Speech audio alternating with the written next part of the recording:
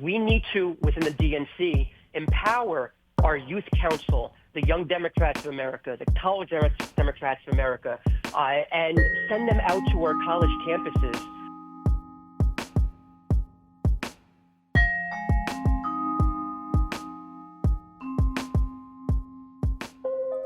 Hi there, it's WAMC News Director Ian Pickus, and on this episode of the WAMC News Podcast, a New York State Senator wants to head the DNC.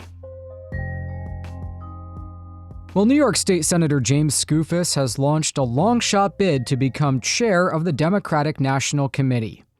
Chair Jamie Harrison is not seeking another 4-year term after November's losses, and voting members will elect a new leader on February 1st.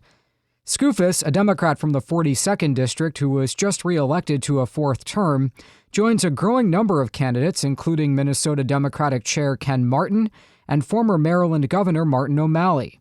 Skoufis doesn't have many connections in Washington and is largely unknown to the voting membership. But he says he's confident his self-proclaimed outsider perspective is just what the party needs.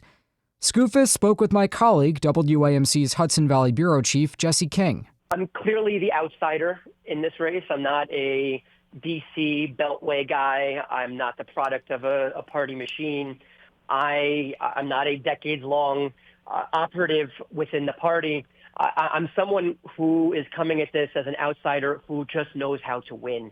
And that's what we as a Democratic Party ought to be exclusively focused on, and it's what the next DNC chair should exclusively care about. And so I'm running because I'm able to bring a skill set here that I believe can reorient the Democratic Party towards a winning message and winning approach. I represent a district that Donald Trump has now won 3 times, most recently by a 12% margin, while I was reelected by 14 points.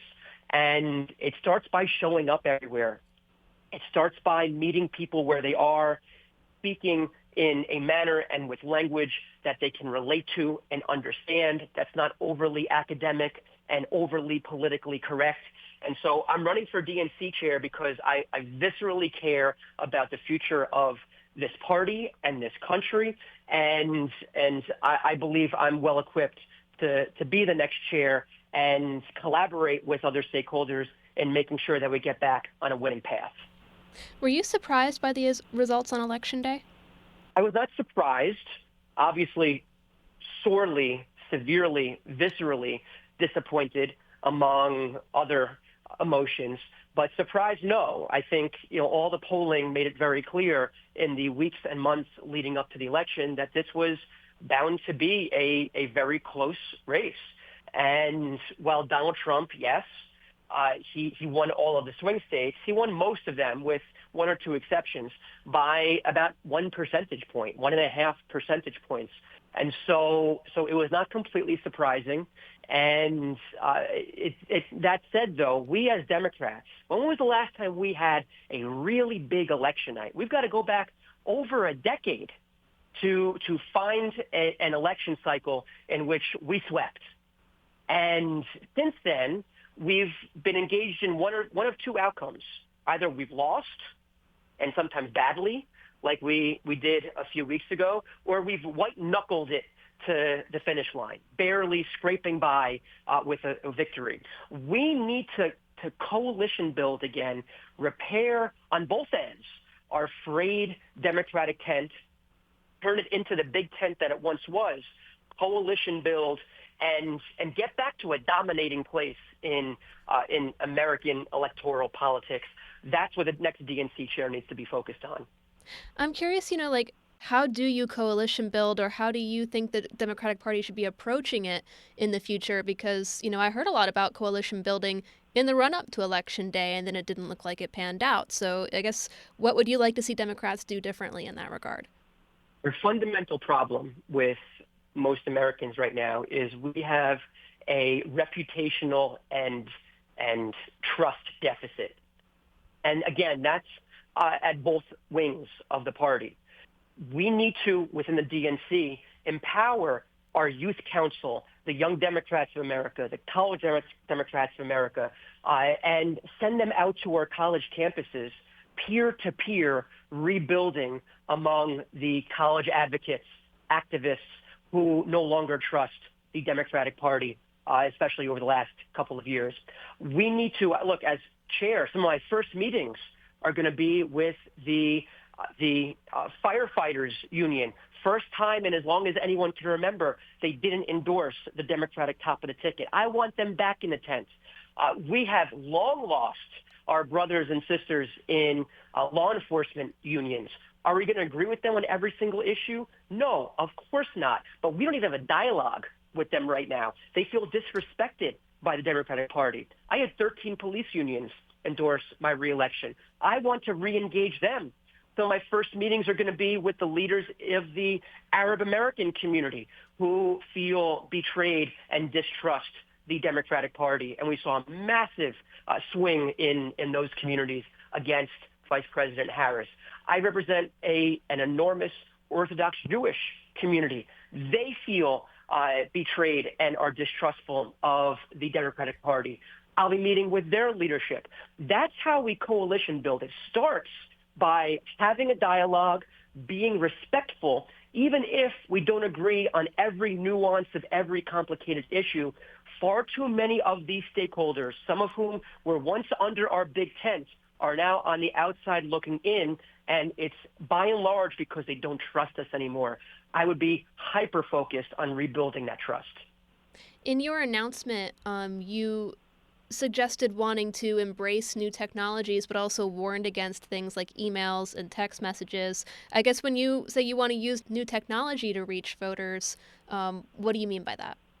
I think you will be hard-pressed to find a single voter who was not annoyed to the point of harassed by the dozens, if not hundreds, of text messages to their cell phones, unsolicited emails to their email inboxes, and quite frankly, it turned off a lot of voters. They were hyper annoyed by, and in some cases viewed it as intrusive of their privacy.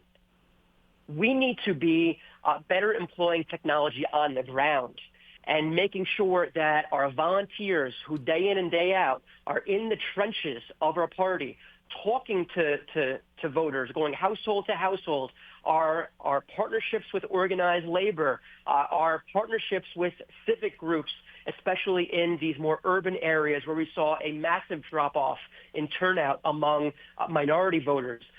Put the new technology in their hands that helps them best target those voters who we need to be talking to, and equip them with the means and the resources to have those meaningful peer-to-peer conversations that begin to rebuild the trust that we desperately need to rebuild.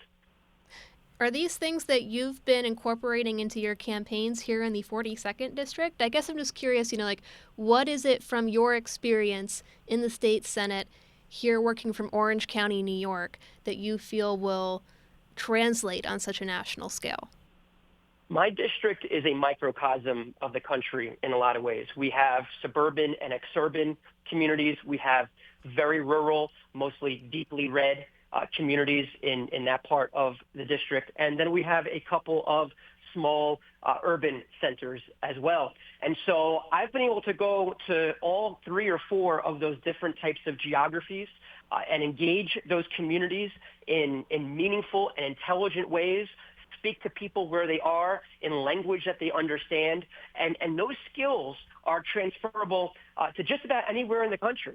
And so, certainly, over the past 12 years, I think my record speaks for itself. I'm undefeated, 8 wins and 0 losses. And these are not in blue areas or even purplish districts. Trump won my district by 13+% this past election cycle, and we did about 25 points better. And so that's the recipe.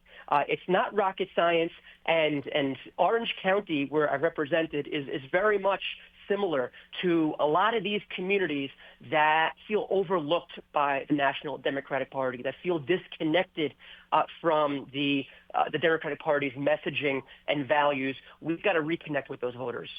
You consider yourself an outsider in this race. Have you been speaking with DNC members or leadership? Like, what does the path to DNC chair look like for you, considering you don't necessarily maybe have the allies like in the National Party leadership or in Washington yet? It's a great question.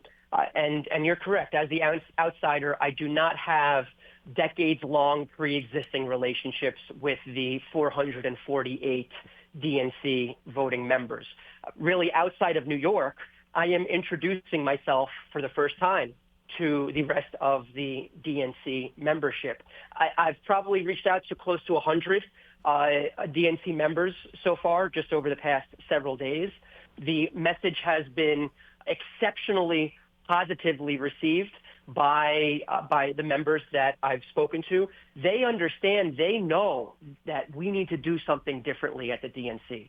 We can't be returning to the same old playbook of installing operatives and products of party machines into these leadership roles and expect the outcome to be any different than it has been.